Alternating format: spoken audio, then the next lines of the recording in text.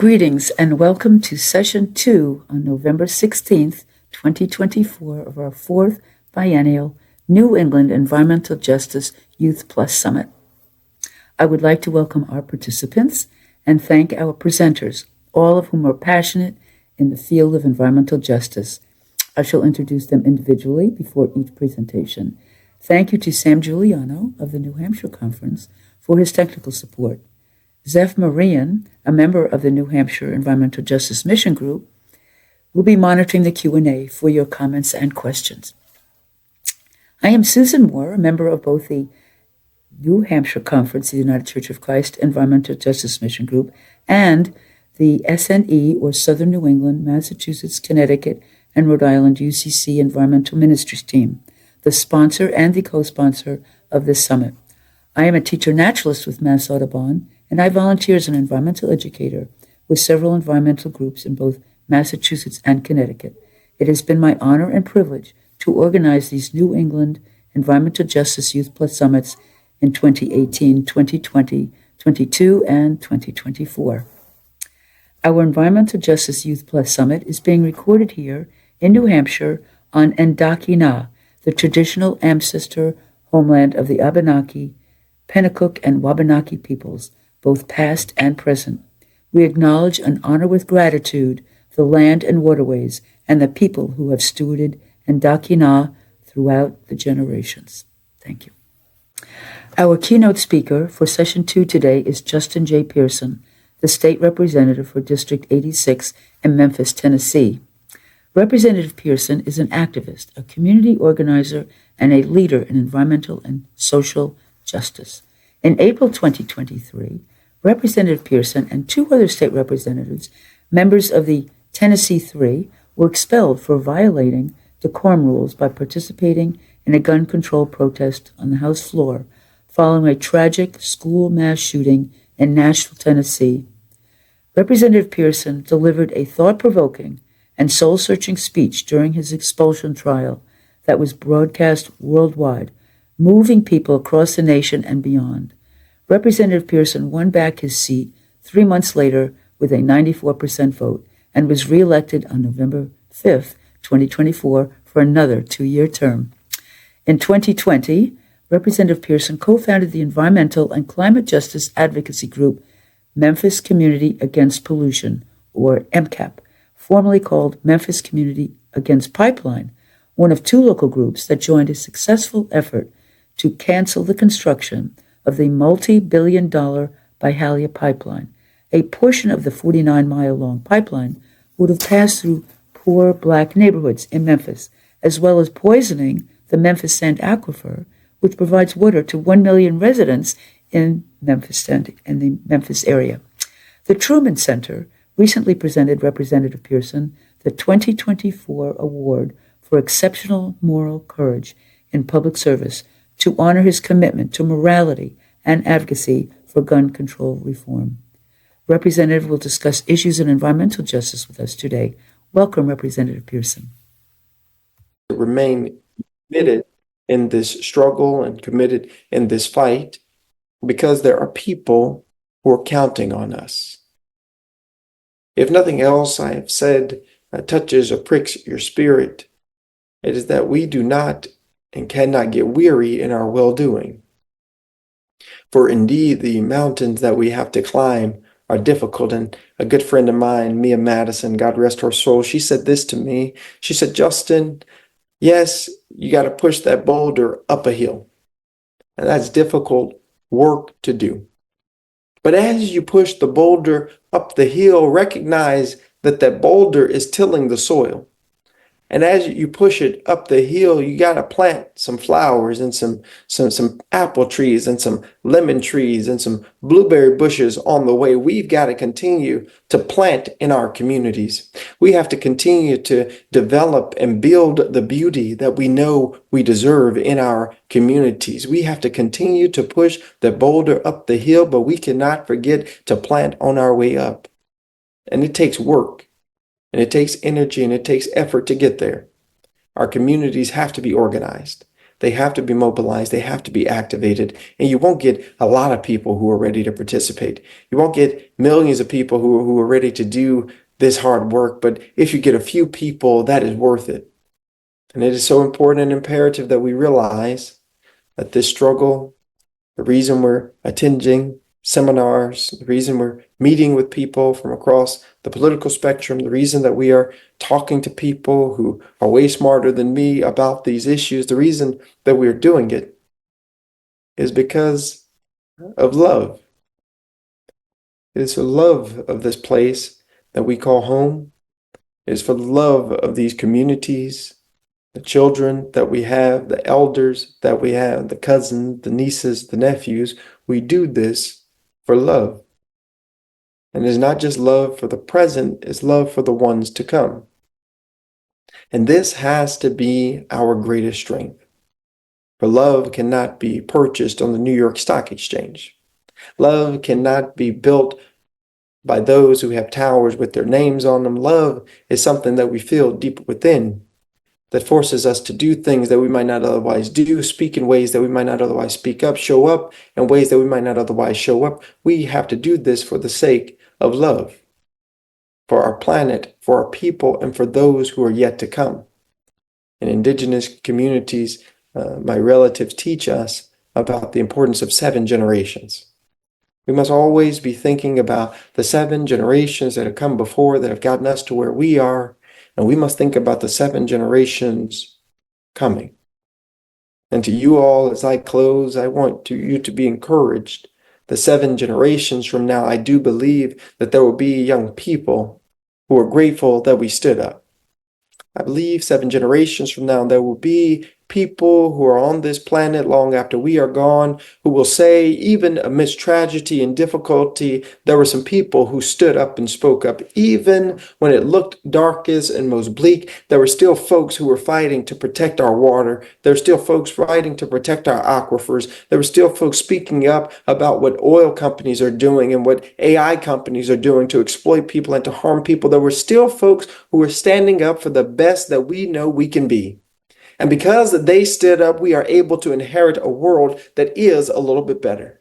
No, it is not perfect. It is not all that it could have been if more people had done it, more people. But because there were a few angelic dissenters to the status quo, the world that we lead forward is going to be better. This is our work. And the work that we do is a promise to future generations that we care about them, that we love them, and that future is worth fighting for. So let us not get weary in well-doing. Let us continue to be persistent and focused and committed to this service for ourselves and future generations. Because as hard as it is, it's worth it. I thank you all so much for the opportunity to be here. God bless you. And thank you so much.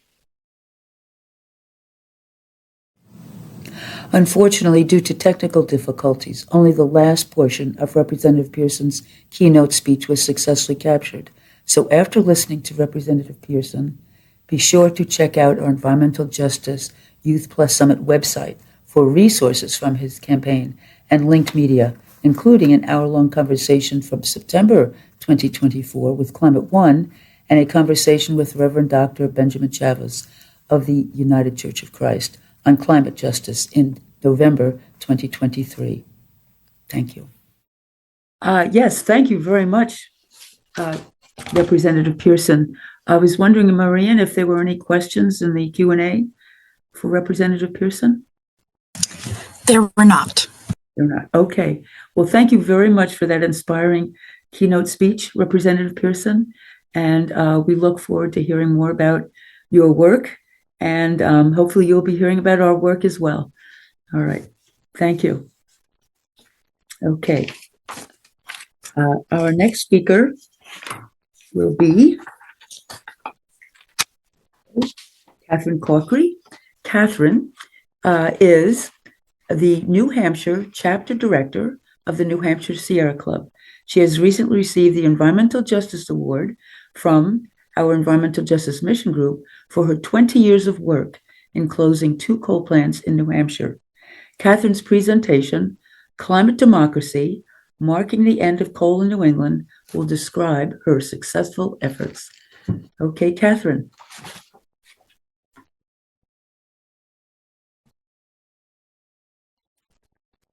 Hello, hello. Am I here? I think I am.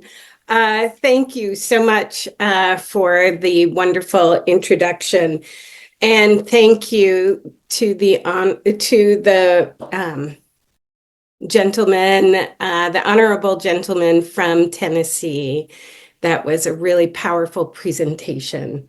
I'm honored for receiving the award. I am humbled and keenly aware that many people have supported the effort to bring the end of coal power to New Hampshire and the larger New England region. The Sierra Club Beyond Coal campaign, the local chapter, the countless staff across the organization, local partners, volunteer leaders who tabulated or collected hours and hours of work, elected officials who supported legislation, local businesses, faith groups, academics, experts, students, state and federal workers who did their work, and many other groups, family and friends. I recognize that the 20 plus years it took and every attempt to address the threat of coal burning brought us here today. Every attempt, whether successful in our eyes or unsuccessful in our eyes, got us here today.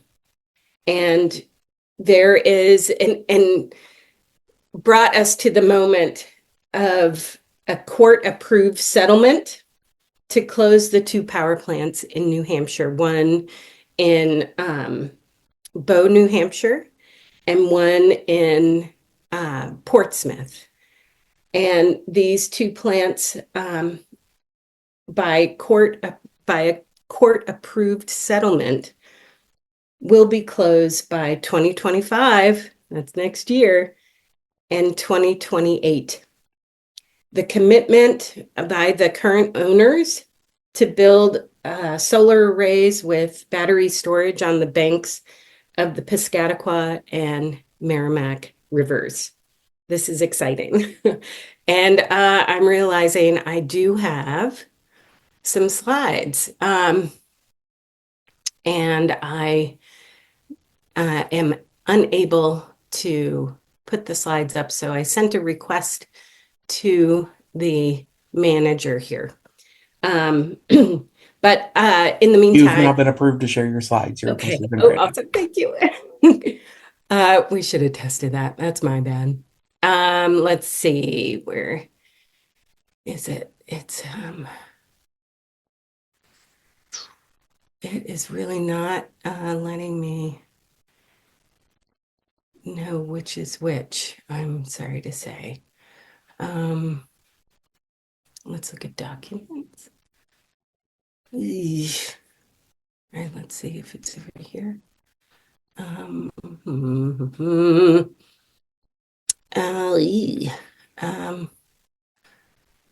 having some challenges here.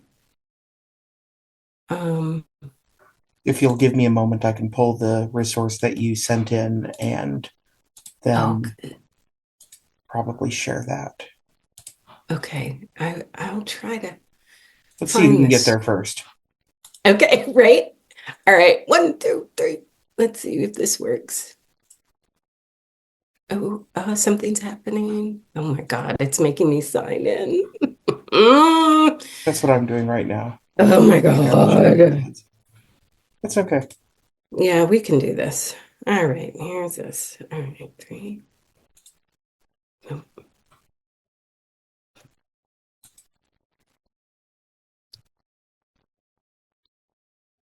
Marking an end of coal in New England. Should be a slide deck. Yep, you've shared it with me in PDF form. Yes. Okay, great. I will go ahead and, for now, we can.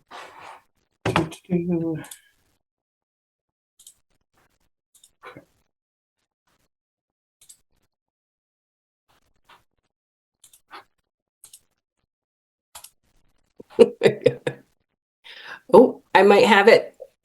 Oh, I do. I've got it. You got it. Okay. Amazing. Let's see if I can. Because I've also got Can you see it? I've got this up here. Oh, that's you. Okay. Yeah, I can. Do you want me to Okay. stop sharing? Yeah, try stop sharing, and I might be able to do it myself. This is exciting. All right, let's try this again. Thank you all for your patience. Yeah, thank you. Share to. Oh, it is saying it failed to share. What? Yeah, it's not happy. I'm sorry. Do you want me to share instead? I'm gonna try again. Oh, Oh, it says it doesn't support. So let's use yours. Let's use your stack. okay. So sorry. All right. No, this is, we had to find the bug and there it is.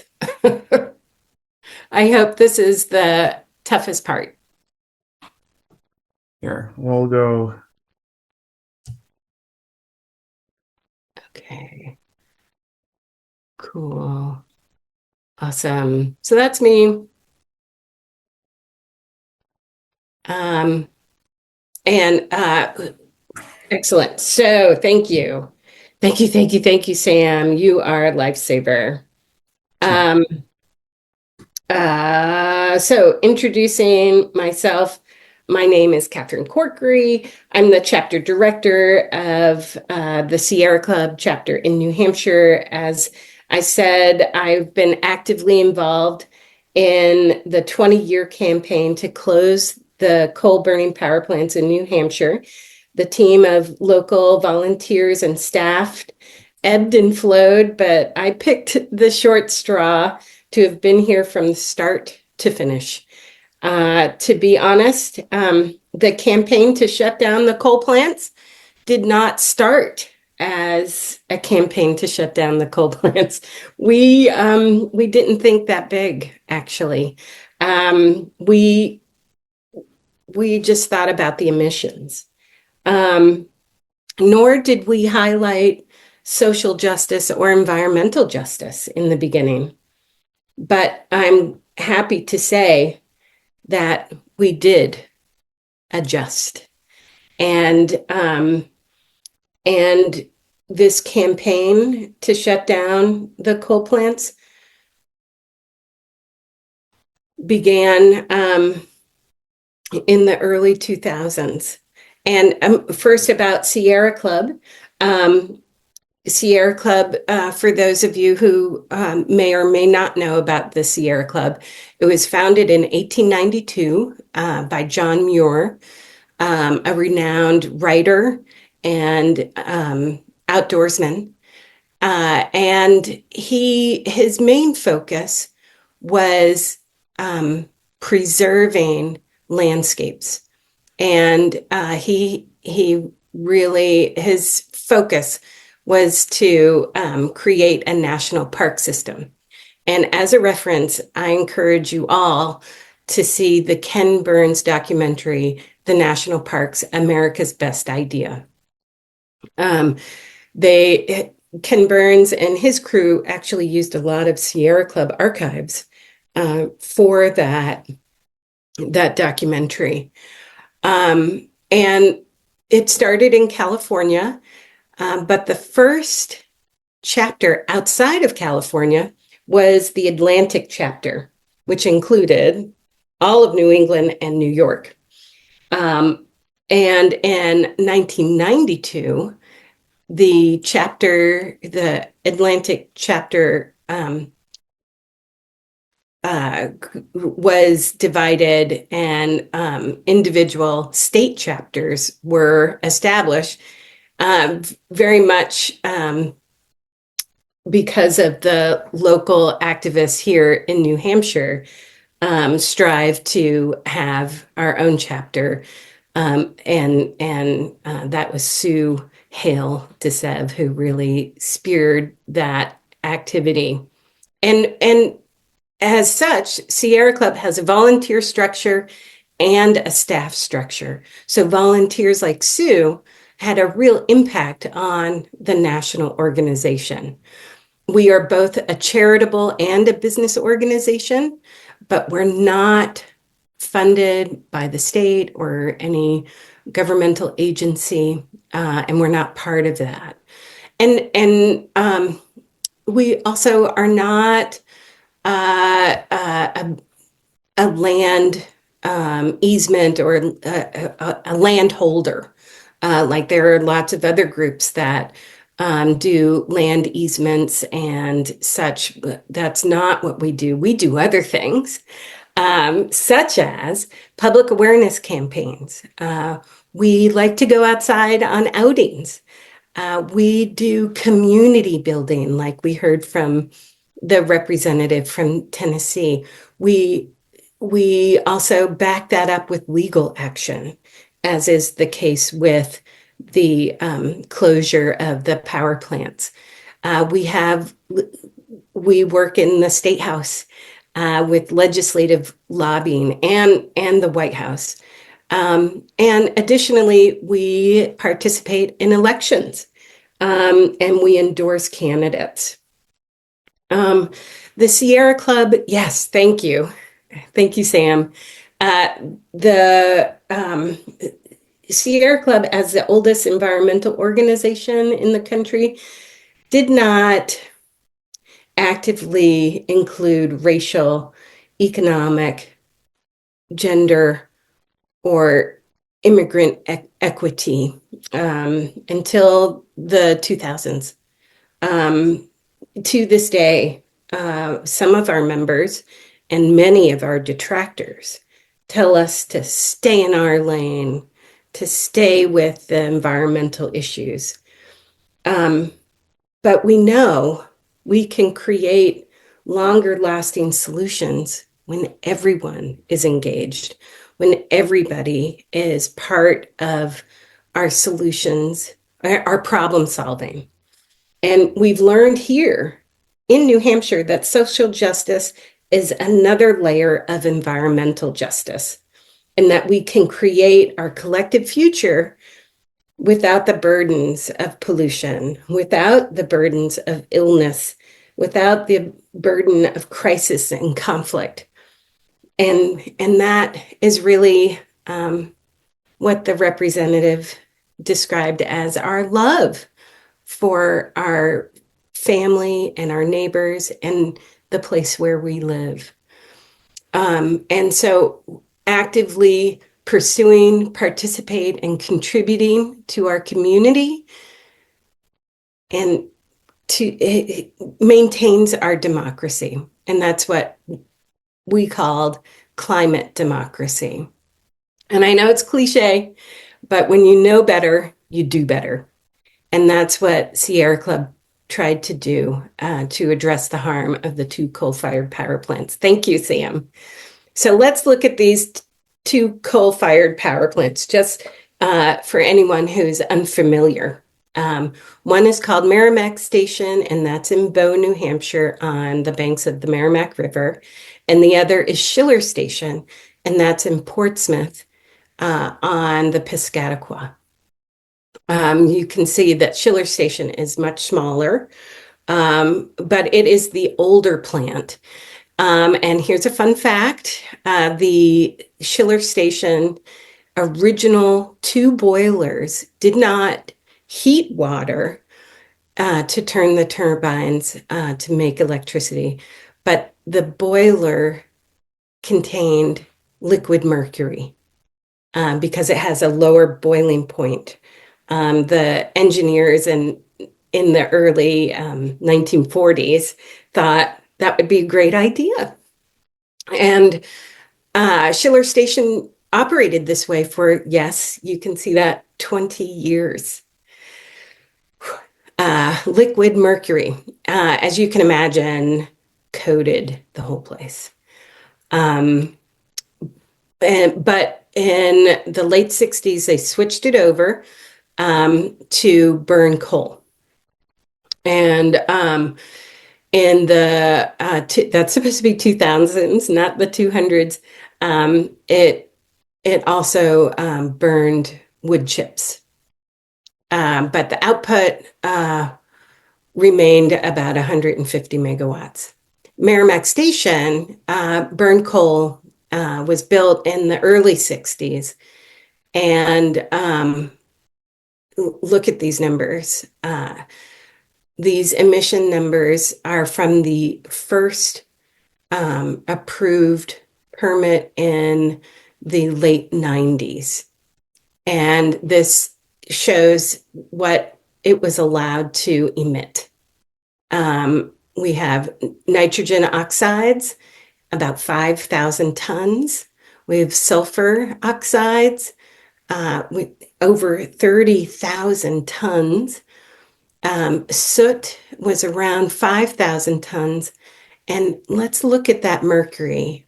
Mercury emissions were not regulated, but they were estimated to be between 200 and 300 pounds of gas mercury a year. And this is all annual. And you can also see the carbon emissions were almost 4 million tons annually. So when we looked at these emissions, we thought, well, you know what, we need to lower them. And we think we have the people power to do it. As a reminder, at Sierra Club, and as described by the state representative, in a campaign, you have three things. You have money. Sierra Club never has enough money. Environmental campaigns never have enough money. Number two, you have time. And when we're talking about the climate crisis, when we're talking about mercury, which has no safe level for the body, we don't have a lot of time. And number three, we have people. And people is what we had. So going on to the next slide. These are images of the power plants. I have 3 of Merrimack Station and 1 of Schiller Station. My apologies.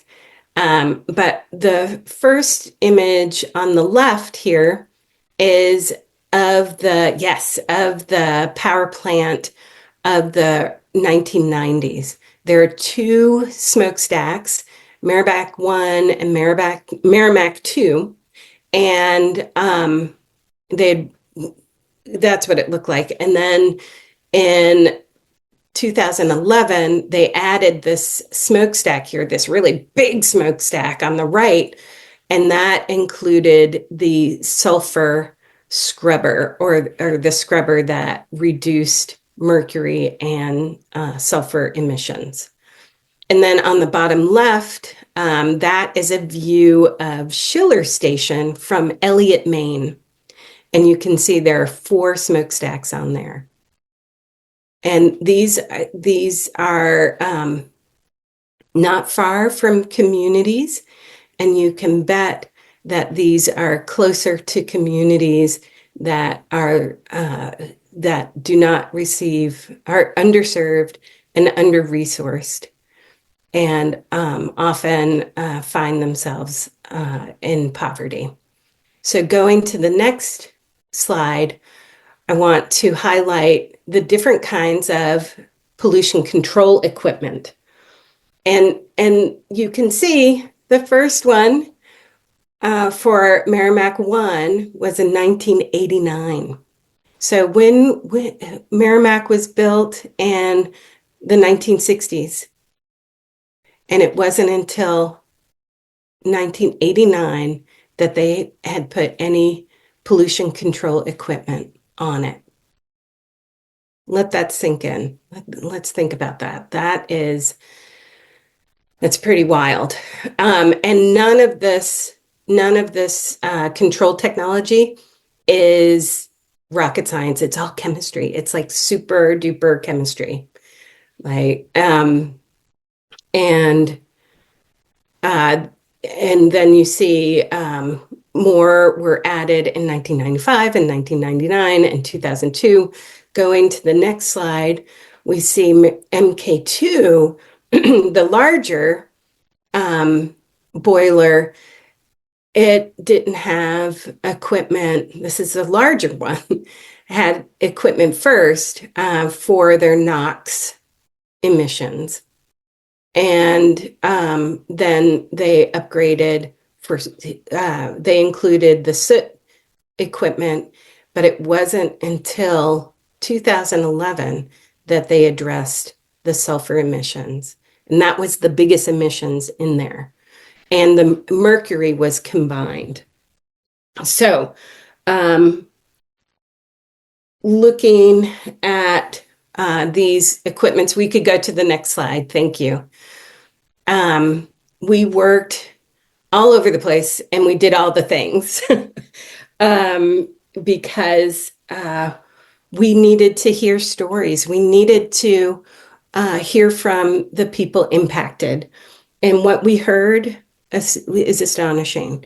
We heard from community members in Bow and across the river in Pembroke that in the wintertime, there, when the snow was falling, they would call it salt and pepper snow because there was so much soot in the snow, it looked black. We heard from members in Elliott, Maine, across the river from Schiller Station, that in the spring, there would be these people with power washing equipment who would come through the neighborhood offering cleaning services for free, cleaning their houses, cleaning their cars with power washing equipment. And well, we'll do it for free. And like the community members in Elliott would say, what is this? What are you doing? Who are you? Why are you offering this? And they would say, oh, it's just something, we want to do. And never mentioning the power plant or why they would need power washing of their homes. And we also heard about anecdotal stories, obviously, about health and illness impacts in those communities directly. And it would break your heart. We also learned about all of these emissions, all of the impacts, and all of these technologies. As a community, we learn more and more. And I can go into all of the impacts, but I want to just gloss over them because I think a lot of us have lived these experiences, and we know that the pollution from coal burning is dangerous for our communities, that no level of mercury should be in our bodies, and carbon emissions causing the climate crisis makes all of these things worse. And as we heard from the state rep from Tennessee, when what he described was intersectional impacts. So all of these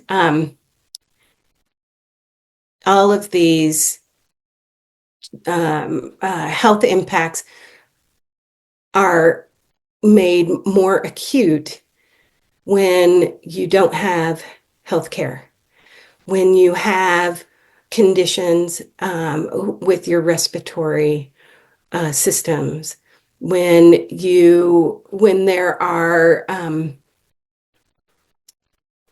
when you do not have the voting power as a community. all of these impacts are made worse with the climate crisis. And so here in New Hampshire, we tried to address all of these issues. And these are some of the activities that we did. The first activity, as I said, was to pass legislation. And we created a coalition of many different environmental groups and partners and to recognize and lift up the Clean Air Act on the federal level and also on the state level. We passed a bipartisan bill to reduce the emissions from these coal plants, from all of the plants owned by PSNH at the time. That was signed by then Governor Jeanne Shaheen. And then we passed another bill that was signed by then Governor John Lynch to install that scrubber, pollution scrubber. And we didn't stop there because as we all know, our successes are only temporary. So we began to think about, well, what do we want instead? And here is a picture of our, instead of coal, what do we want? And so we talked about educating our community and then educating the people who wanted to be the next president of the United States. We asked them, we were part of a coalition to approach these candidates and ask them questions. I know there are people on this call who helped out and asked questions themselves, and we did an amazing job. We also developed a campaign around the air permitting process, and we had over 2,000 signatures to our state agency to strengthen the air permit for Merrimack Station in particular. Over 2,000, that's where we had people.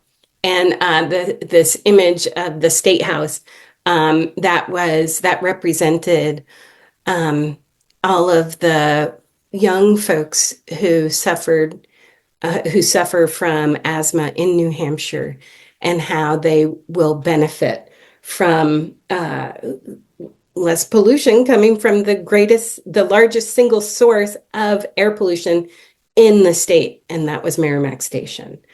When there weren't public hearings, we created our own mock hearings. We wrote letters to the editor. We had meetings with elected officials. You can see this bottom left is with Charlie Bass. We had rallies. We walked in the Amherst Parade. We had these awesome costumes of oil barrels. And we just tried to talk to everyone and everybody that we could.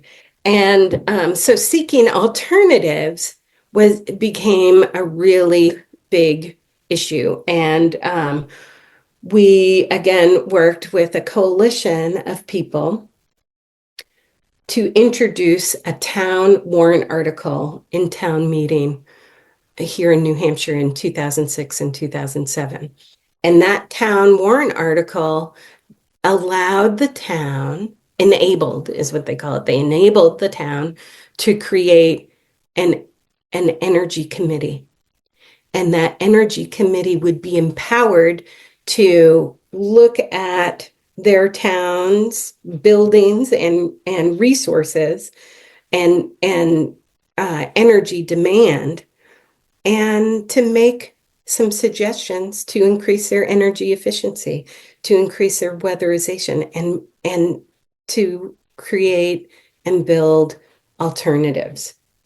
And that over 100 towns passed the article in 2006, and I think there were a few in 2007. And these towns investigated and explored local energy demand for their town and efficiency and choice. And then to follow up on those town warrants, we created this other picture on the top. We had a campaign called Ready for 100, and that followed a number of towns to assist and build the community in those towns to help understand and create awareness and take action on clean energy. Towns like Hanover, Peterborough, Plainfield, Keene, and Concord. And it was really exciting to see this community organizing happen. And another piece that we did was not only supporting the local communities, but we also wanted to support the workforce in these power plants. And in 2014, the utility, PSNH, decided that they want to divest. They wanted to divest of their coal plants and not be responsible for them anymore. And we, Sierra Club, and that meant what to all of the workers in these coal plants? There were actually 3 coal plants, or 3 fossil fuel plants in New Hampshire that PSNH owned. And the question was, what would happen to the workforce? So there was a bill, a divestiture bill that instructed the utility to care for their workforce financially and to offer career training for those who would continue to work. And Sierra Club was the only group that stood next to the unions that represented those people in support of this bill. And it passed. And I'm happy to say that. And so we worked on the local level, we worked in the state house, we also worked in the state agencies with the air permit process, and we relied on the democratic process to engage and participate and to create a cleaner energy future. And one of those, and we had other activities on the state agency level. We appealed the air permit at Department of Energy or Environmental Services in their Air Resources Council. The Air Resources Council consisted of 13 members, and a lot of 7 of the 13 recused themselves because of conflicts of interest.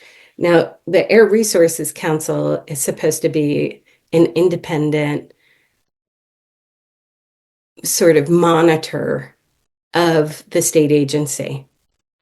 And here is a clear example of the state agency being captured by the very entities that they're supposed to regulate. These members had to recuse themselves because of their connections to the utility or to the energy industry.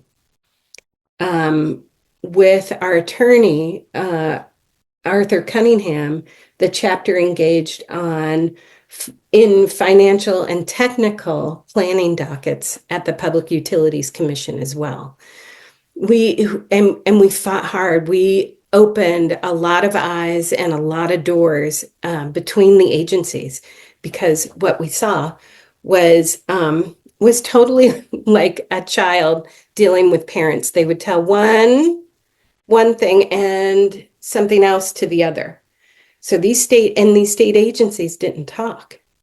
But here we had a situation where we shine the light on what was really happening. And that was really important. And we made some real progress there. And in talking about capture, the communities where these power plants are were also captured. They depended on the property taxes of the utility. And it's still hard for these communities to make up for those funds. Because over time, these power plants, when they're not used, lose their value. And that can be a real challenge for a community because they want that money. And moving to the next slide, we have some more images of our volunteers and leaders activating and participating in actions over the years. We had a big rally in front of the State House. We collected petitions. We talked to people. We highlighted electric vehicles. And we went where the action was. The next slide. We have some more great images with electric vehicles. We also had an opportunity to participate in a nationwide study on mercury levels in people's bodies. And it was through a hair test. And we actually had legislators participate in this nationwide study. And I think because our legislature is so big, I think we had just over 100 legislators participate in the study. And, you know, their results were private, but it was really enlightening for a lot of them because it showed just how urgent mercury pollution is. When it gets into our food chain, then we're all at risk. And the next slide is the HEMES principles. And this is our organizations now are guiding principles moving forward and talking about equity. And these, we were able to make adjustments in our campaigns based on these principles. The Sierra Club adopted the HEMES principles in 2014, but they were created in 1996. And these the people of color and as you can read, the European American representatives met in Jemez, New Mexico, and they created a conference to talk about equity in the environmental space and recognize that social justice was not part of the campaigns, that inclusivity was not the norm, that exclusivity was often practiced. And Sierra Club was invited and they didn't go. But when we learn better, we do better. There are 6 principles on the right there, and I included the website that gives a little bit more depth about each principle. But you can see they're pretty self-explanatory, but being inclusive, emphasis on the bottom-up organizing, and letting people speak for themselves, Number 4 is really important. Work together in solidarity and mutuality. We recognize not everybody brings the same things to the table. But if they're not at the table, what do they say? You're on the menu. And so recognizing that we all bring different skills and talents to the table, but we need all the skills and all the talents in order to make a difference. And we build these just relationships among ourselves in order to build a stronger movement. And it's critical that trust is part of our coalitions. And then the last one is really important because it is a commitment to self-transformation. And self-transformation, they go into it and you can learn more about it, but it is learning the things you, as a white person, I never knew. And self-transformation is accepting that I don't know everything and that we need to learn more to be more effective, to be more inclusive, to be more democratic. And again, this comes to the climate democracy idea. And so what did we change with our campaign?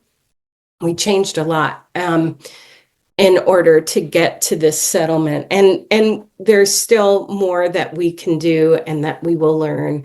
And we are committed, again, to that self-transformation. I think we can go to the next slide. Here we go. Yeah.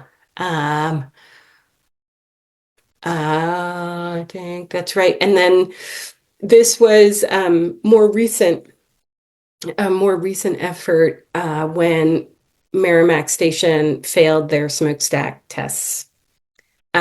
We found out that the plant boilers in Merrimack were leaking steam and they could not get up to speed to test their emissions.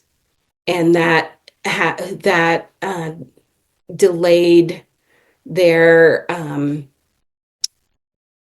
testing for over a year.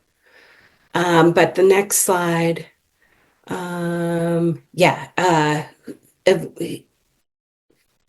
in earlier this year, in March, we did announce the coal plants closures and their retirement. Schiller Station will be closed by next year. Merrimack Station will be closed by 2028.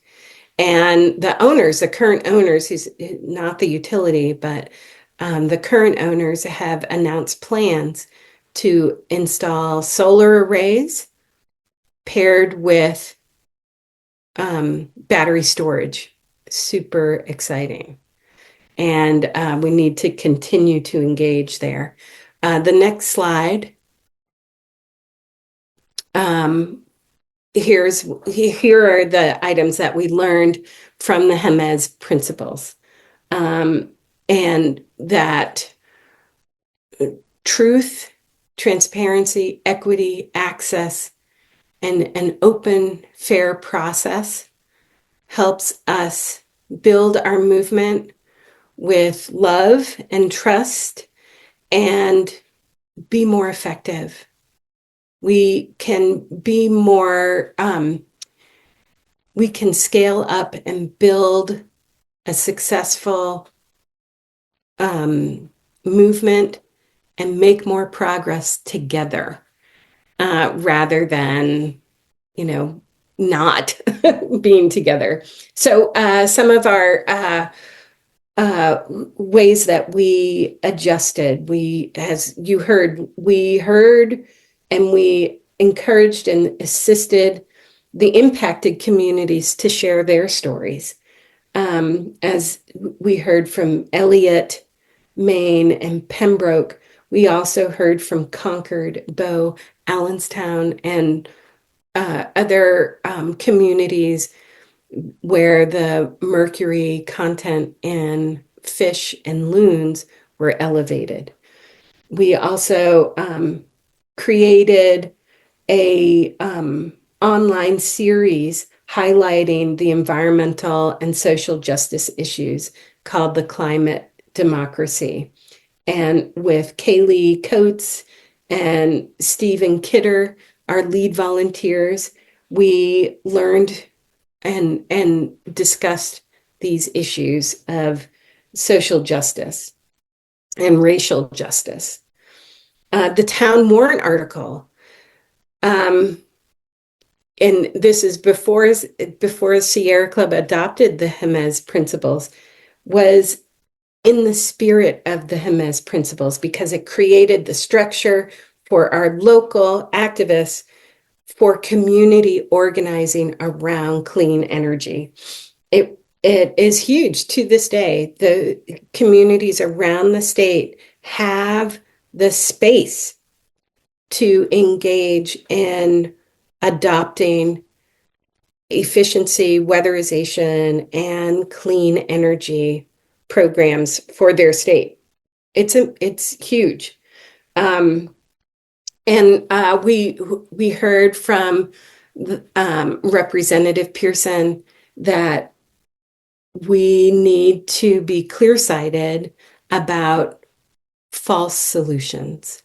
And when our New Hampshire learned about the yes, I can take questions. And I'm almost done. When we about false solutions, when we heard about Northern Pass, it sounded like the best thing ever. That this hydrogen or hydroelectric dams, massive dams in Canada, could service our energy demands. But it turned out, like when you read the details, it wasn't for New Hampshire, but it had to go through New Hampshire. It was really for Massachusetts. We also learned when we read the fine print that First Nations communities in Canada were the ones who experienced the harm of these massive dams. And we learned very quickly that Northern Pass was a false solution. And so I reached out to the Pessamit Innu First Nation in Quebec, and we developed a friendship and a commitment to work together and to help share their stories with the during the Northern Pass public hearings. And they told us about how their lands, their traditional hunting and fishing territory was flooded without their consent, that they were systematically prevented from seeking justice, healthcare, education, economic activities, and religious freedom for decades. And that was really important to look at this whole idea of Northern Pass. And we also recognized that, as I said earlier, the climate crisis makes health impacts, access to resources, education, services multiple times worse for communities of color, for low-income communities, for rural and urban communities that have experienced redlining. And those communities are often, you guessed it, Black, Indigenous, and communities of color. And that holds true for New Hampshire too. And being able to talk about that here in New Hampshire was a critical development. And within the Sierra Club, we have made some progress as well. And that is part of that, part of the transformation process, right? Sierra Club had the opportunity to bring on a new director, and he is Ben Jealous, who is unafraid to build upon the organization's environmental goals by applying justice values. He comes from a tradition of a mixed race family, and he has a deep understanding of Black organizations across the country and ran NAACP for a number of years before coming to Sierra Club. And we're honored to have him leading our organization. And next, we talk about what do we do next in the next slide. And that is that transformations, that self-transformation. And I appreciate that our host organization is really committed to self-transformation. And I know I am committed to self-transformation as well, and continuing the practices of the HEMES principles. And I'm sure there are other principles that we can all follow. But belonging and inclusion for the chapter and for myself is a long-term commitment. And because, as I said, when we know better, we do better. And my parting request for people here is to think about your self-transformation and where you need and you want to learn more. And so with that, I can take any questions. And I think there might be, oh yeah, here's my contact info. Let's see. I don't believe there are any questions at this time. Oh, okay. Rob Grable had a question here, looks like. Okay, I don't see the question. Can the person speak it? We move Or can you, to the Sam? webinar. Sure. He says, I have a question for Catherine. I just saw a news item about the Bow plant passing a pollution test. Does this mean that there's a chance that they will be allowed to continue operation? No. They have, thank you for the question. The quick answer is no. They have fulfilled an EPA requirement to do the test, which, as I said earlier, they had failed the test for over a year. It was in 2023 that they were scheduled to do this air permit test.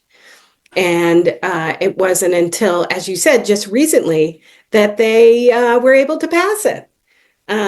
But that is something they're required to do as holding a permit to make sure that their permit is legal. I think it'll be really challenging for them to do it again. But they are scheduled to close and retire their coal boilers at Merrimack Station and at Schiller Station. Schiller Station's 20 is next year, and Merrimack Station is 2028. Those are hard deadlines. But I want to restate the honor to receive it, to be able to speak to you here today, and also the honor of receiving the award. I will cherish it always and recognize all the people who helped bring us to this moment in time. This is not a thing that I did on my own in any way, but I'm honored to be recognized. So thank you. And we'll have that slide deck up on the webinar site within an hour after the end of the webinar. Great. Yes. We'll download it. Can you hear me? Yes. Okay, Catherine, I want to thank you for that wonderful description of the history of basically a movement in New Hampshire to not only close coal plants, but other environmental issues, and how you brought in the HEMAS principles. That was really good to know. And I think having heard the whole story, people can realize how much is involved, how many different entities are involved. I know when I first moved to New Hampshire, when those elections were coming on, 2007, 2008, I became involved in those, meeting the candidates and educating them about the environment. And I think that's really important for all of us to do. And it doesn't matter, it doesn't have to be a presidential candidate. It could be any local candidate, but to put them on the line, say, what do you think? What are you going to do to solve this particular problem? I think that's really important. So I really want to thank you and for bringing the information that Representative Pearson gave us about working with the communities and using those principles that he mentioned in the work that you're doing as well. So that was wonderful. Thank you so much. For our last presentation, we have 3 presenters speaking on freedom from plastics pollution. Our first presenter will be Marge Shepperson, a member of the NHC-UCC Environmental Justice Mission Group and a former New Hampshire state representative who served on the Science, Technology, and Energy Committee. Marge is currently on the Marlborough, New Hampshire Energy Committee, and she formerly chaired the town's Community Power Committee. She is also on her church's Green Team.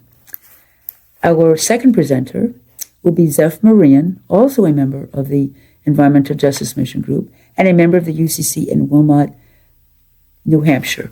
In 2023, Zeph presented the plastics resolution to the General Synod of the United Church of Christ. She will share that experience with us during her presentation. Zeph is a senior in Keene, New Hampshire at the Gathering Waters Charter School. Our last presenter will be Reverend Rob Grable, the chair of the New Hampshire Environmental Justice Mission Group and a member of the National UCC Climate Justice Council. Reverend Grable preaches about climate justice in New Hampshire churches and awaits future invitations. He has served as a dean at Horton Center, the New Hampshire UCC camp in Pinkham Notch, New Hampshire. Hi, everyone. I would like to point out that although we'll be talking about the United Church of Christ's plastic pollution resolution, I recently attended an event where 5 different faiths were represented, each of them talking about how their faith responds to and is concerned about the environment and climate change. So I'm glad to hear that there are many faith groups that are concerned about these things, but we'll just focus on one today. So plastic is everywhere, as we know. It's a wonderful invention. It helps us with medical devices. It helps with bottles that won't break when you drop them, or lighter weight to ship and therefore cheaper. But of course, it's become a huge problem in the environment and for our health. Since it was invented in the 1950s, made from oil and gas, it's become more and more of a problem because it's so ubiquitous and because we don't know what to do with it when we're done with the product. And that is basically because the fossil fuel industry wanted to just make their profit and then say, well, getting rid of this empty container is your problem. So let's talk about recycling instead of talking about how to make things differently. So even though we know it's a problem, only 9% of plastic gets recycled in this country, which is typical of some other countries also. it gets into the environment, it breaks down into microplastics, and these tiny little, sometimes microscopic pieces are just filling the ocean. They're found everywhere on Earth, from the highest mountains to the lowest trenches in the ocean, and everywhere in between. They're ingested by animals, fish, birds, and then we eat those animals. It's in our drinking water. It's just ubiquitous, and so it's causing health problems. In fact, every person in this country has about 100 pounds of plastic a year that goes into landfills. And every person, I have read in 2 places, ingests enough plastic to make a credit card every week. That can't be good for us. So this is a problem we need to do something about. The United Church of Christ, the UCC, people have in the past made resolutions when they're concerned about an issue. They're definitely concerned about this issue. So I'd like to talk a little about what is a resolution and how does it get started and what is in this particular resolution. And after the 3 of us have talked about that, I'm going to come back to a few particulars things that we can do in the future. All right, what is a resolution? It's something that a concerned person decides to bring to the larger body. They write up a resolution in the official legal form of, whereas this is a problem, therefore we want to do X, Y, and Z. So that happened. In Florida, they had a state level UCC resolution that was seen by the Reverend Bob Shore Goss when he moved there from New Hampshire. He wrote one similar for New Hampshire churches. A couple of churches in this state passed it, including my own in Marlborough, with a formal vote of the church body. And we sent it on to the state level. And then once the state passes it, it goes to the national level. And we'll talk more about how that happened with Zeph and with Reverend Grable. First of all, let me share some of what's in this particular resolution. Hold on, I'm just changing the view a little bit.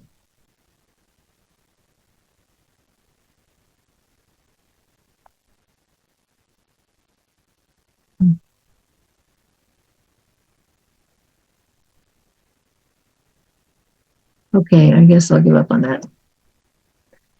All right. So the Freedom from Plastic Pollution Resolution, as I said, first lays out the problem. And I'll share a little bit of it. It's quite long. Partly it says, whereas plastic resists degrading for hundreds of years and they break down into microplastic beads, animals, birds, fish, and humans consume microplastics to the detriment of their health. And whereas plastic pollution is an environmental justice concern of the UCC, plastic pollution disproportionately impacts vulnerable communities. Current attempts locally, nationally, and internationally to manage plastic pollution are woefully inadequate. And whereas local cleanups of plastic litter have limited impact and recycling is not effective for most plastic items. Oh, and to underscore this one, I should share with you the fact that, as I said, only 9% gets recycled. Once it goes, if you want to recycle more, we're going to need to build more recycling facilities because we don't have enough in this country. And if something finally does get to a recycling facility, like a plastic bottle, still 28% of it ends up in the landfill anyway. So recycling can be helpful, but it's obviously not a total solution. So after these whereases, we come to the next part of the resolution. Therefore, be it resolved that the UCC conference is called to speak truth to power against plastic, and all of our settings will commit to changing from a disposable culture to a reusable, sustainable one, and encourages education within our communities and congregations. And all settings of the United Church of Christ are called on to reduce the use of single-use plastics in packaging. And then there's a whole long list of suggested actions that we can take. So finally, this went to the General Synod, and I'm going to ask Zeph Marion to talk about that process and what happened.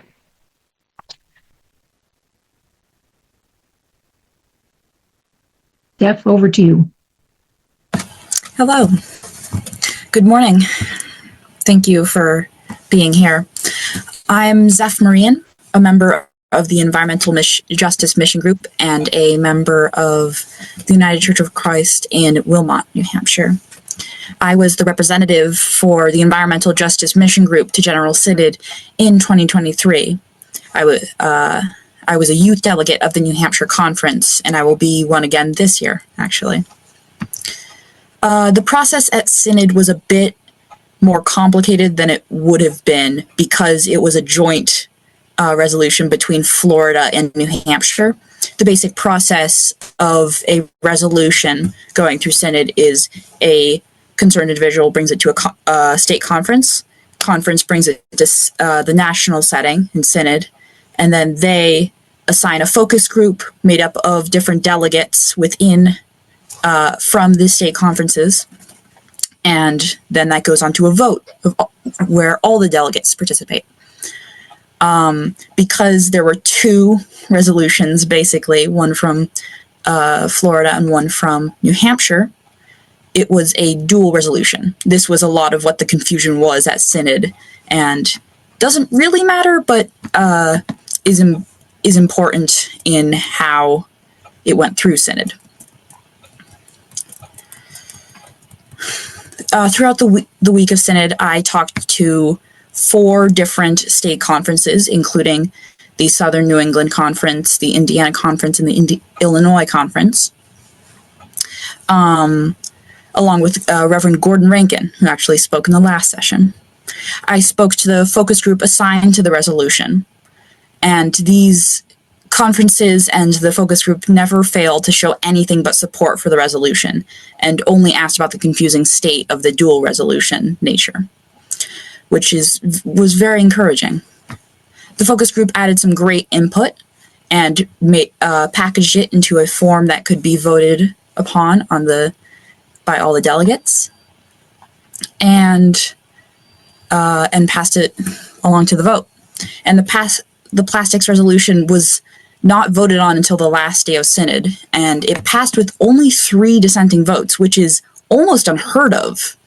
I think Rob, help me out here. What was the second, 5 votes or 6 votes, I think was the closest to the lowest. 6? Right. It was a huge wave of support, and I really believe that it shows the power of community in combination with hardworking people. And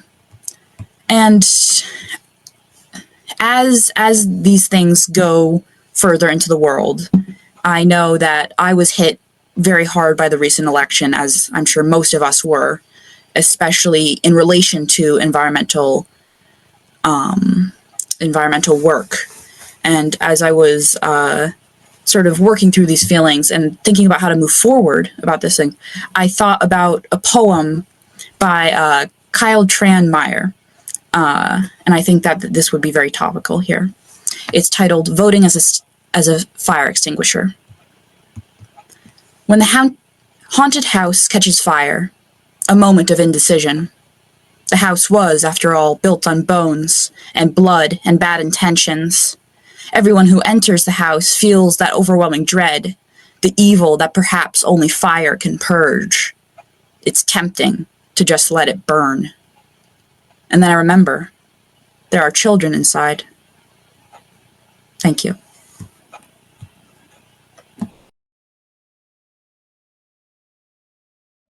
I wonder, before we go on to have Reverend Grable speak, if Sue would like to give the other 2 introductions.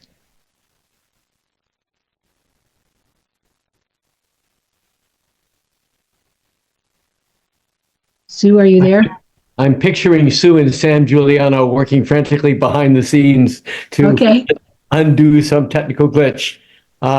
And we can introduce ourselves. Let me jump in so we don't have any annoying open airtime. My name is Rob Graybill, and I am the chair of the Environmental Justice Mission Group. I am currently retired, which means I'm working more than ever. Who knew how that would happen? Fortunately, it gives me more time to devote to causes like this. And I want to thank Zeph for speaking to what is in many of our hearts, but our efforts are only redoubled. I go back to what Representative Pearson said. We're working for 7 generations. I thought Justin Pearson hit so many of the right notes, and I am excited for our conference that we have his keynote as web content, which is, after all, one of the goals of today's event. I also just want to quickly note that the thread that goes through both of the presentation that preceded ours was love. Both Representative Pearson and Catherine Corkery mentioned the importance of that. And I think that's important, particularly love for our creation and love for those on the margins for whom we are advocating. So I want to pick up the thread because Marge described very well the process of how the resolution came to be. And I'm particularly glad that she lifted up the name of the Reverend Bob Shore Goss, an inspiration to many of us, both in New Hampshire and subsequently in Florida, and on the national level, where Reverend Shore Goss sits on the National United Church of Christ Climate Justice Council, and we'll be referencing them in a moment. And I think Zeph slightly underplayed the challenge of sausage making at the synod level. Sometimes that's where resolutions go to die. That's where resolutions get edited to death. And it is a credit to Bob and Marge had a significant role in editing the New Hampshire version of the Freedom from Plastics resolution. And I quickly want to mention that the resolution passed on July 4th. I thought it was very appropriate that freedom from plastics would be passed on July 4th. And I was at Horton Center converting young climate warriors when I got the call from Gordon that it had passed. And then the most important work begins, because the word implementation is a critical part of any resolution. Resolutions are great for expressing our concern, and the therefores can sometimes describe what needs to happen next. And I am pleased to report that in the year and 3 months since the last General Synod, that a lot has happened to the Freedom from Plastics resolution. And I'm going to briefly describe some of the things that have happened. And what's really exciting is that a lot of what has happened and a lot of the steps that have been taken have followed the Hamas principles. And it's really, really exciting when Catherine Corkery mentioned working together in solidarity. One of the things that happened is that alliances have been built with other local groups, with church groups, with town groups, with some organizations on a national scale. And so that the momentum from the plastics resolution is very much alive. Part of that credit goes to the Reverend Brooks Barrett. The Reverend Brooks Barrett is the United Church of Christ National Climate Minister. And he convenes the Climate Justice Council, which is a group of about 20 both clergy and lay leaders. includes such luminaries as the Reverend Jim Antal, the former conference minister and creator of the Southern New England Conference, the United Church of Christ, and a freelance national climate minister. And so Brooks Barrett and the Climate Justice Council determined that they would take the resolutions that came out of Synod that had to do with climate, and there were 3 of them, would be the work of the Climate Justice Council and the work, in some ways, of the entire United Church of Christ. And so our Freedom from Plastics resolution got new life. And we convened a working group that was created, and this working group seized on the topic of EPR. This is your homework if you're listening here right now. Enhanced producer responsibility. One of the problems with fighting plastic pollution is that the impetus is put on us, the users. It's our responsibility, so they say, to recycle. It's our responsibility to deal with plastic after it's been handed to us. And that's not where the responsibility belongs. The responsibility belongs with the producers of plastic, with the fossil fuel companies that are making huge profits from plastics, and the fossil fuel companies that are beginning to pivot from fossil fuel as energy for automobiles and vehicles and homes and industry, because they see the writing on the wall that renewable energy is about to supplant fossil fuels. And it's happening to coal, it's happening to fracked gas, and we see examples of this. And so the plastics companies are a couple of steps ahead. And if you can see sometimes on big scale national television, wonderful slick ads about how wonderful it is that we're remaking plastics and we're recycling and we're doing all this stuff. And it is hogwash. Because we need to put the responsibility for reducing plastics on the manufacturers. And enhanced producer responsibility does that. And so one of the things we did was track legislation. And there is enhanced producer responsibility legislation in as many as 15 state legislatures, as well as the Congress of the United States. There is national legislation that is being worked on. This is not a good climate for legislation, nationally and locally. And one of our, go ahead, Marge. But 4 states have already passed it, including Maine. Correct. Maine is our role model in New England. And New York is on the verge of passing landmark EPR legislation. It was proposed in New Hampshire, died in committee, but thanks to the efforts of New Hampshire State Representative Lucius Parshall, who is not just a UCC congregant of the Federated Church of Marlborough, but also a recent award winner, very justly so, of the New Hampshire Conference Environmental Justice Award. And he specifically has sponsored a number of bills, including ones addressing enhanced producer responsibility.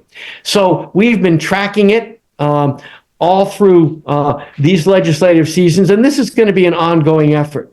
The initiative from the Climate Justice Council was for a year, but this year is almost up, and it has put into place initiatives that are going to continue. And that's where I want to briefly touch on some of the alliances that have been built. An alliance with a group called Beyond Plastics, and Beyond Plastics will continue to be educators and presenters. We have a number of local folks who are active on a national scale. And the other is a group that some of us are very familiar with, a group called the Plastics Working Group. And the Plastics Working Group is convened by a wonderful activist whose name is Cindy Heath. And Cindy is in Cornish, New Hampshire, and she helped the Plastics Working Group organize an initiative called 10 Towns. And there is a plastics toolkit that the 10 Towns group has organized. And I will refer that to you. We'll make sure that we have links to that. If you go to the New Hampshire Conference Environmental Justice website, we've got links to all of these aforementioned organizations, which means that my address will not take forever, and we'll be able to move on. But these are alliances. So the United Church of Christ New Hampshire Conference has been welcomed in solidarity as part of the plastics working group and part of Beyond Plastics, because we have the opportunity to take this information, educate our congregations, educate our young people, educate people, for instance, at the Prepared to Serve workshop. And several of the group in this panel did a very nice presentation at the most recent Prepared to Serve. It's very possible that a similar looking one will pop up again this year at Prepared to Serve. We are committed to not just keeping up the fight, but redoubling the fight. And the courage of people like Representative Justin Pearson and the determination of people like Catherine Corkery and the Sierra Club in redoubling our efforts. We are going to be even more determined than effort to counteract any of the things that are going to be proposed, enacted, or subtracted in the case of the Environmental Protection Agency with a new incoming administration. So I want to throw this back to Marge now. And we are, all of us, available not just to take questions, but welcome you to contact any member of the Environmental Justice Mission Group. We provide a speakers bureau. We provide guest preachers. And we'll be very happy to continue efforts to educate everyone about what we can do to reduce plastics in our lives. Thanks. Thank you, Rob. I'll just have a few more comments about this EPR idea, this extended producer responsibility. As Rob said, it would shift the financial and management responsibility for collecting back the packaging, the empty plastic bottle, for example, and doing something with it, something like turning it into another bottle, or at least responsibly recycling it. But there's another part of this EPR proposal that would say, over a time, we're going to set goals, and you have to gradually reduce the amount of plastic in your product. You have to find alternatives that are more sustainable. It would help ultimately lower costs for municipalities because there'd be less trash to throw away, for taxpayers who also would save money. And it would help New Hampshire meet our goals of solid waste diversion. We're trying to reduce our solid waste 25% by 2030 and 45% by 2050. So this is really necessary. Another piece you may not know is that New Hampshire takes in trash from surrounding states. That gives us a very high per person amount of trash that we have. It's not all from New Hampshire people. They pay to dump it here. And there's now, right now, a fight going on about whether to build another trash facility up north. So things like this would all be helped by reducing the amount that goes in there in the first place. I would now like to end with, what can we all be doing about this? There are 4 different levels, I believe. Personally, you can make choices when you buy something to buy an alternative to plastic. You can buy milk in returnable glass bottles. You can buy juice drinks either in glass or in those cardboard cartons that are much easier to dispose of and recycle. You can buy shampoo that's not in a plastic bottle, but a little bar of shampoo, like a soap bar. You can buy bags that are not these plastic things, but your reusable cloth bag. If you do have one of these, you can use it to line your wastebasket. If you do line your wastebasket, you don't have to throw it out at the end of the week. You can dump the contents into your big garbage bag and then put this one back in the little trash receptacle. You can take that big garbage bag and instead of dropping it into the compactor at the dump, you can open it and dump it out into the compactor and take your bag home to reuse. Now, you may not want to do it forever. It may get smelly after a while, although it shouldn't get too smelly if you've already taken out all the food and sent it to a compost pile. However, even if you just do that every other week, you're cutting down your plastic bags by 50%. That's huge. So, okay, that's one item. That's one thing you can do, make personal choices.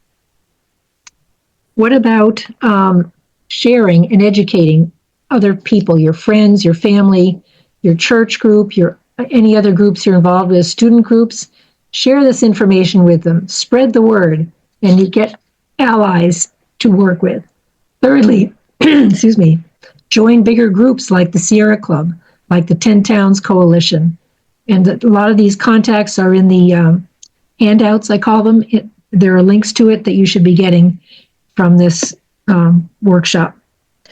And lastly, we need to change the system. That's been alluded to before.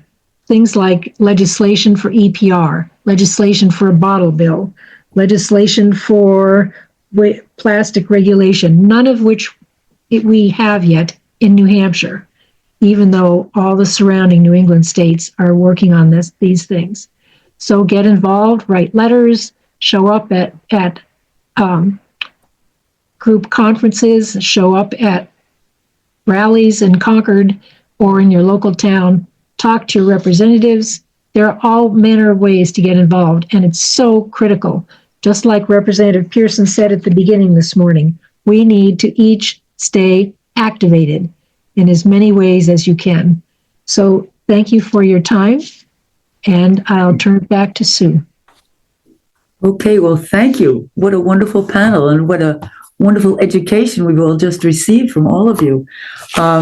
Even though I didn't get to introduce Zeph and Rob, they did a wonderful job introducing themselves, but I did want to say that Rob is a minister, a Reverend Rob Grable, and he is waiting for invitations to speak at your church. So he did mention that, so I wanted to say that.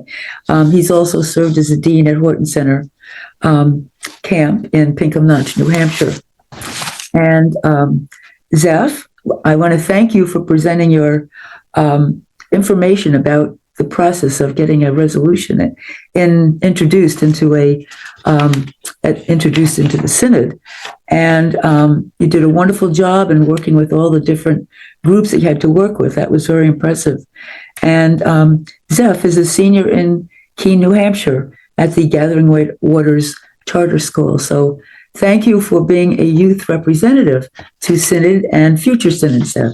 We really appreciate that. So are there any questions for anybody? Yes, Marge. I forgot one thing. Mm-hmm. Part of what plastic is used for nowadays is to make fleece material. I love fleece. I'm not going to empty my closet of fleece. Oh. But there are things we need to think about. There's work being done now to make fleece articles, clothing articles, less prone to shedding because these little microplastics get into the washing machine and out into the water system. So look for that. Catherine says that Hannaford's in Concord has them too. It does. That's great. That's good to know. Yeah. Some companies like the North Face are now making material like this that they say are meeting their goal of circularity. First, they're looking at where they source their material. Can they help those farmers overseas and in this country be more environmentally friendly in the way they raise the material that they're using? Secondly, the way that they produce their material. Can they cut down on pollution, water pollution, air pollution? Can they make it more environmentally friendly? And lastly, when you're done with your fleece, don't throw it out. Send it back to them, and they will recycle it for you. If possible, they'll reuse the fibers, and if not, they'll dispose of it properly. So look for companies that have the infinity sign for circularity, or just do some research and try to find out what they're doing about the environment. Thanks. That's great. Oh, Thank- and there are also natural alternatives. You could buy a wool sweater instead of a fleece sweater. That's right. That's right. Well, thank you. Sue, can I jump in very quickly? Sure. Yes. There was a question in the Q&A about glass bottles. That's what they have in Hannaford's. Milk products in glass bottles. And if your store doesn't have milk and other products in glass bottles, ask them to get it and say, well, I just may have to shop elsewhere if you're not going to be carrying milk in glass bottles, because that also supports local agriculture. Thank you. Right. Well, thank you. That's a very good point. Marge? And what about restaurants? Some groups like 10 Towns and like the Plastic Working Group are working with restaurants to, for example, not automatically put a straw in every glass of water, but wait till the customer asks for a straw. And that cuts down quite a bit. They're working with restaurants also to not have those foam clamshells for takeout food. You can maybe bring your own, or you can ask them to have a more sustainable product that they offer to customers. So there are lots of ways that we can not only work on what we buy, but help make changes in the greater community. I think that it's all very important and all very great things. And even as many things seem to be falling apart, things are still moving forward. People are still working towards these goals, towards these good things. And just doing your part, being in community, not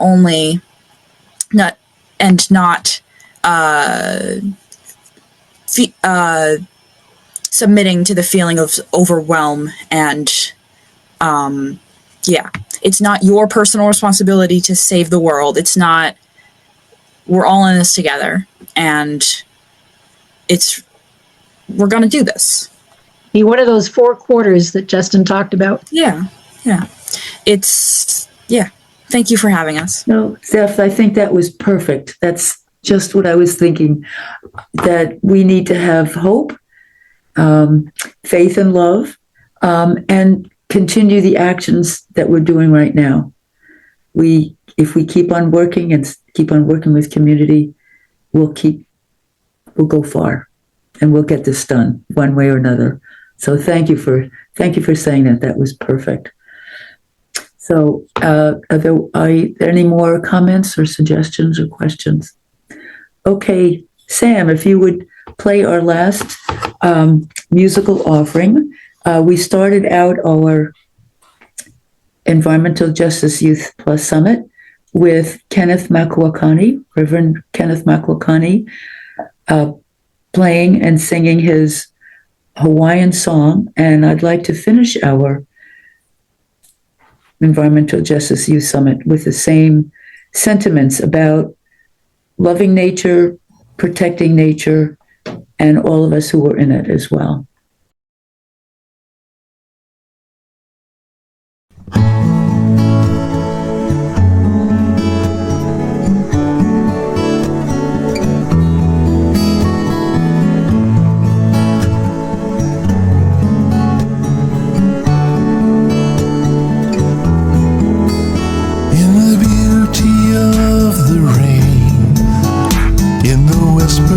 Of the trees, we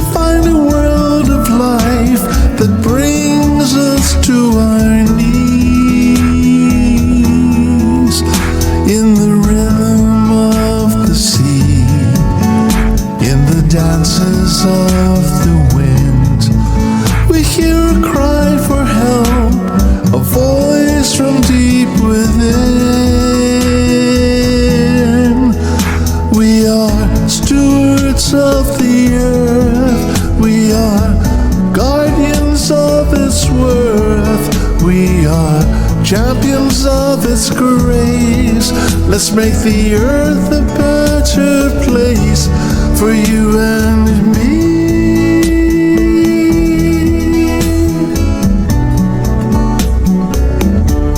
For you and me.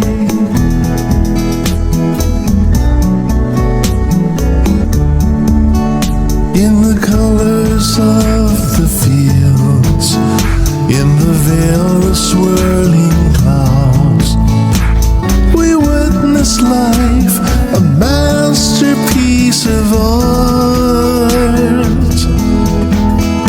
To protect, we take a stand, stand together hand in hand. Let all nature smile through the eyes of every child. We are stewards of the earth. We are guardians of its worth. We are champions of its grace. Let's make the earth a better place for you and me. Stewards of the earth. We are guardians of its worth.